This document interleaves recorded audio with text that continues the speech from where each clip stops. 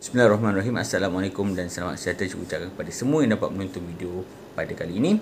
Dan pada kesempatan kali ini cikgu juga akan menerangkan tentang sains tahun 3 iaitu unit yang pertama, okey, iaitu kemahiran saintifik. Okey, kepada saintifik ni kita pecah kepada dua. Kemahiran proses sains yang asas dan juga kemahiran manipulatif. Jadi cikgu akan ceritakan dulu tentang kemahiran proses sains yang asas. Okey, kita ada berapa kemahiran proses sains yang asas? Kita ada 6. Okey, kita ada 6 kemahiran proses sains yang asas. Okey, yang pertama sekali ialah memerhati. So, memerhati ni kita gunakan 5 deria yang kita ada pada tubuh badan kita. Yang pertama sekali ialah deria penglihatan, kita gunakan organ mata, betul? Kita ada deria pendengaran, kita gunakan organ telinga. Kita ada deria bau, kita gunakan hidung. Kita ada deria sentuhan, kita gunakan kulit. Dan kita juga ada deria rasa yang menggunakan lidah, organ lidah. Okey, jadi kelima-lima organ ni, okey, ataupun kelima-lima deria ni tadi dapat membuat satu pemerhatian yang orang kata tepat, dan jitu sekiranya kita buat eksperimen, kita buat pemerhatian, kita akan dapat keputusan yang tepat. Sebab apa? Kita gunakan apa yang ada. Kalau kita setakat gunakan mata saja, dia tidak mencukupi. Okey, sebab ada perkara yang kita perlu gunakan sentuhan, ada perkara yang kita kena gunakan deria bau dan sebagainya. So, kita gunakan kelima-lima deria ni untuk menjalankan satu kemahiran, iaitu kemahiran memerhati. Okay, itu yang pertama. Yang kedua ialah mengelas. Okey, mengelas ni sebenarnya sangat mudah, yang mana kita asingkan. Okey, kita asingkan ikut ciri-ciri ataupun persamaan yang ada pada sesuatu perkara. Contoh cikgu bagi dalam kelas kan, contoh cikgu kata okey, semua murid bangun. Okey, murid lelaki tolong pergi ke belah kiri cikgu. Contoh. Murid perempuan sila ke belah kanan cikgu. Jadi murid lelaki dia akan pecah pergi belah kiri, murid perempuan dia telah pecah ke belah kanan. Sebab apa? Cikgu sedang mengelas anak murid cikgu. Betul? Jadi yang lelaki dia akan pergi ke kiri lah, yang perempuan dia akan pergi ke kanan. Ataupun mungkin cikgu kata okey, kamu tolong baris ikut rumah sukan. Kan. Jadi ada yang rumah sukan rumah sukan hijau, dia akan pergi baris dekat rumah hijau. Semua yang rumah hijau dia baris satu baris. Rumah merah dia akan baris satu baris. Rumah biru dia akan baris satu baris. Dan juga rumah kuning. So, itu adalah mengelas. Sebab apa? Mengelas adalah berdasarkan ciri-ciri yang sama. Okey, ciri-ciri yang sama, persamaan yang sama. So, kita boleh kelas ikut dia punya kumpulan yang bercirikan ciri yang sama. Okey, yang ketiga ialah mengukur. Mengukur ni maksudnya kita mesti ada dua perkara juga dalam mengukur ni. Yang pertama sekali ialah kita mesti ada peralatan mengukur. Okey, dan kedua kita mesti ada unit pengukuran. Contoh cikgu ambil biasanya awak setiap tahun akan buat lawatan ke bilik kesihatan, betul? So, di bilik kesihatan cikgu akan timbang awak punya nurse ke cikgu, saya tak pasti, mungkin akan timbang awak punya jisim ataupun berat, betul? Dan juga cikgu akan ukur awak punya ketinggian. Contoh saya bagi murid nama dia Ali bin Abu. Okey, Ali bin Abu ni ukur jisim dia ataupun berat dia 30 kg. Contoh cikgu bagi 30 kg. Okey, macam mana boleh dapat pengukuran 30 kg? Sebabnya, yang pertama, sebab ada alat penimbang, betul? So, alat pengukuran tu ialah penimbang tadilah. Okey, so Ali naik ke atas tu, Ali dapat ukuran 30 kg. Kilogram itu ialah unit pengukuran. Sebab kalau pengukuran berat ataupun jisim, dia gunakan gram, kilogram, betul? Dia tak gunakan meter, sentimeter. Tapi untuk ketinggian, yes, kita gunakan unit sentimeter ataupun meter.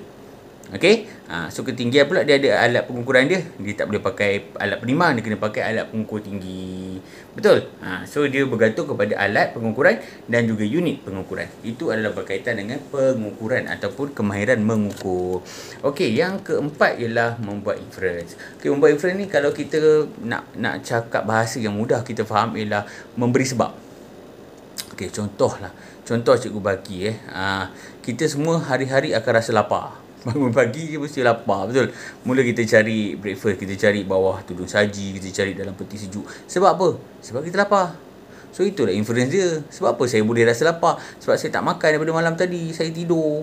Betul? Jadi itu adalah membuat inference. Okey, itu dari segi istilah ataupun kita kata contoh yang biasa berlaku lah. Tapi dalam sains ni, membuat inference ni ialah kemahiran untuk menyatakan kesimpulan awal. Okey, menyatakan kesimpulan awal yang munasabah. Munasabah ni maksudnya logik lah.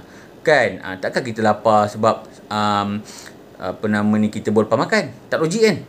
Kita lapar sebab kita belum makan lah. So kalau kita cakap kita lapar sebab kita dah makan, itu tak logik. Kita cakap kita lapar disebabkan kita belum makan. So itu adalah logik. Faham So inference ni mesti logik. Sebab yang kena-mengena. Kan. Contoh, kenapa cikgu marah awak? Sebab saya tak siap kerja sekolah. Betul tak? Takkan cikgu saja nak marah. Takkan cikgu marah sebab awak buat kerja cantik-cantik, kemas-kemas, siap semua soalan. Tak mungkin cikgu marah. Betul. Jadi sesuatu perkara tu berlaku mesti ada sebab. So inilah yang membuat inference.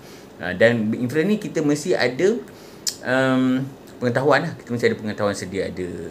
Contoh macam tadi, kita nak cakap sesuatu kan, kita lapar. Kita mesti tahu sebab apa kita lapar. Sebab kita dah tahu dah, bila kita tak makan, kita akan rasa lapar. So itu kita kena ada pengetahuan sedia ada. So dia melibatkan dua perkara juga, pemerhatian, pemerhatian tentang suatu perkara tu, dan juga penerangan yang munasabah, penerangan yang logik. So itu adalah membuat inference. So yang kelima ialah meramal. Meramal ni maksudnya kita agak, kita jangka apa yang akan berlaku pada sesuatu masa yang akan datang, ataupun apa yang akan berlaku sekiranya kita ambil sesuatu tindakan, atau kita buat sesuatu perkara, apa yang akan berlaku. Contoh dalam kehidupan seharian kita. Contoh macam ni, kita main bola. Kita pergi main bola petang-petang. Sekarang PKP tak ada lah kan, tapi waktu biasa awak pergi main bola petang-petang. Kita tahu dah, mak ayah kita cakap balik sebelum pukul 7. Contoh, sebab apa? 7 lebih sekarang dah maghrib kan, 7:30 dah maghrib. Jadi pukul 7 tu mesti mak ayah kata dah dekat rumah dah. Jangan sampai lewat pun lebih daripada pukul 7. Tapi kita ada satu hari kita terlewat balik. Sebab apa? Sebab kita skor banyak sangat. 3 biji gol, dah hat-trick kita buat. Kita jadi lupa diri, lupa nak balik rumah. Tiba-tiba alamak, jam dah pukul 7.10. Lagi 5 minit nak azan. Kita pun kayuh lah rumah. Dalam hati kita dah cakap dah, matilah aku sekejap lagi ni, kena rotan lah ni, kena marah. Sebab apa kita boleh cakap macam tu? Sebab kita dah ada ramalan. Kita dah buat ramalan dah. Kita dah dapat agak dah. Kalau aku balik lepas pukul 7, mesti mak ayah akan marah. Sebab macam mana kita tahu? Sebab kita dah ada pengetahuan sedia ada yang mak ayah kita tak suka kita balik lewat. Tak suka kita balik lepas pukul 7. Jadi lepas pukul 7 kalau aku balik ataupun saya balik, memang saya akan kena marah. So kita mesti ada pengetahuan sedia ada. Begitu juga macam inference tadi kan. So meramal ni pun sama juga. So meramal ni adalah menjangkakan sesuatu perkara yang belum berlaku, tapi kita dah dapat agak apa yang akan berlaku. Faham? Dia tak akan jadi macam ni lah. Ramalan dia tak akan jadi macam ni. Balik pukul 7 suku, ayah bagi hadiah. Dia tak akan jadi macam tu. Dia mesti ayah akan denda, ayah akan marah, ayah akan tegur. Itu perkara yang akan berlaku. Tetapi ayah tak akan kata, baguslah balik pukul 7 suku, ayah tepuk tangan, bagi hadiah. Dia tak akan berlaku begitu. Kan, itu contoh saja. Yang keenam, berkomunikasi. Berkomunikasi ni biasanya kita faham dari segi macam kita cakap, berdialog, kita bercakap antara satu sama lain. Itu ialah berkomunikasi yang kita faham. Yang kita selalu faham. Bercakap, kita dengar, kita cakap, orang dengar, orang cakap, kita dengar. Itu ialah komunikasi yang biasa kita faham. Tapi sebenarnya komunikasi adalah lebih daripada itu. Kita berikan penerangan. Dalam sains, berkomunikasi dalam sains ialah memberikan penerangan tentang tindakan, objek atau peristiwa, menggunakan perkataan atau simbol grafik seperti jadual, graf, gambar rajah dan juga model. Contoh paling mudah, saya bagi contoh paling mudah. Kawan tak pernah tengok gajah. Contoh kawan kita lah, Ali, aku tak pernah tengok gajah lah Ali. Tolong tunjuk sekejap. Contoh. Jadi awak pun, sebab awak dah biasa pergi zoo negara, mak awak bawa waktu cuti, jadi awak pun melukislah gajah.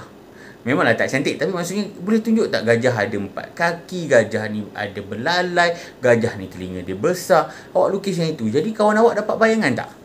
Dapat bayangan kan? Sebab apa? Sebab daripada awak yang awak dah pernah tengok. So itu juga berkomunikasi. Yang mana bila awak bagi maklumat, dia faham. Tidak sebenarnya bercakap. Dia tengok gambar rajah, dia tengok gambar yang awak lukis tu, dia faham. So that is communication. Itu juga komunikasi. So macam-macam komunikasi dalam sains ada banyak. Kita buat jadual, kita buat gambar rajah, kita buat model, kita buat carta pai, kita cerita. Itu semua adalah berkomunikasi. Cikgu sambung sikit lagi kemahiran yang kedua. Tadi kemahiran proses sains ada 6 tadi kan.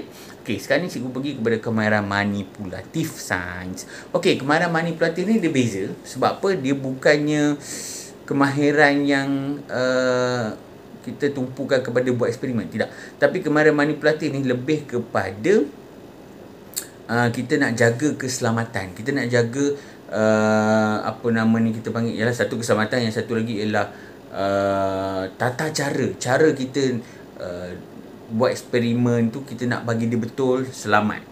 Tu maksud dia. Okey, contoh kemahiran mani pertulisan yang pertama ialah menggunakan dan mengendalikan peralatan dan bahan dengan betul. Contoh kita ambil, kita dah ada peralatan sains, cikgu dah panggil, okey Ahmad datang sini ambil tabung uji. Okey, jadi kita ambil tabung uji. Boleh tak kalau kita pergi kejar kawan kita nak ketuk pakai tabung uji? Tak boleh kan? Sebab apa? Sebab tabung uji tu adalah amanah daripada cikgu. Kita nak buat eksperimen, kita tolong ambil.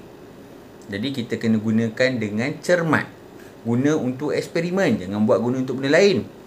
Tu contohnya. Okey, so itulah menggunakan dan mengendalikan peralatan dan bahan yang betul.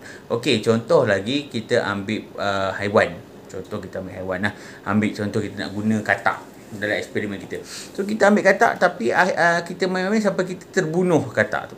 So itu adalah kita dah buat satu kesalahan lah. So itulah kemahiran manipulatif ni nak ajar benda tu, supaya kita buat satu perkara tu dengan betul dan cermat. Okey. Yang kedua ialah mengendalikan spesimen. Ni yang tadi macam saya cakap tadi, yang pasal katak ni, mengendalikan spesimen dengan betul dan cermat. So kalau kata dalam eksperimen tu tak sepatutnya haiwan tu mati, kita janganlah bagi dia mati. Kan ada eksperimen yang kita kadang terpaksa bagi mati haiwan tu. Tapi maksudnya kalau haiwan tu sepatutnya dia tak mati, kita jangan bagi dia mati. Kan contoh ada yang kita buat eksperimen, tiba kita bunuh dia.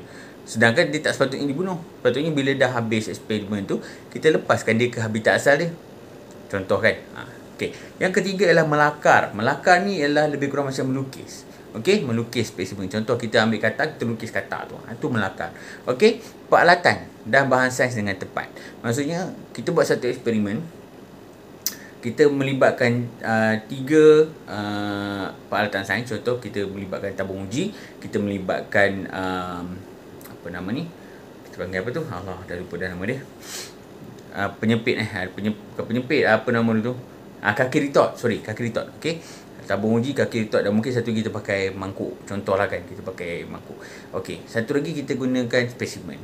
Okey, spesimen tu contohnya serbuk, apa-apa serbuk kita pakai.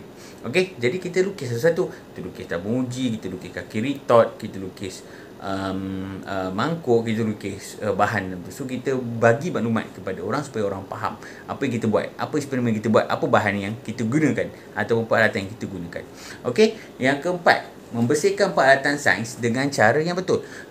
Maksudnya bila kita gunakan peralatan sains ni, kita kena simpan balik dalam keadaan yang betul lah. So bila nak simpan tu, kita mesti cuci betul-betul, bersihkan, kering-kering, baru kita masuk dalam almari, dalam tempat almari yang peralatan yang sepatutnya itu berada.